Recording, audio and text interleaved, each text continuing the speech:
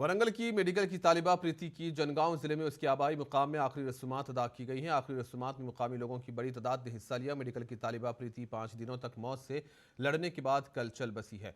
प्रीति, जिसने इंजेक्शन लेकर खुदकुशी की कोशिश की थी, इस इलाज के लिए निम्स अस्पताल में शरीक करवाया गया था, जहां वो कल फौत हो गई। जबकि दूसरी जानिब प्रीति की मौत की वजह बनने वाले सैफ के खिलाफ सख्त कार्रवाई की मांग की गई है।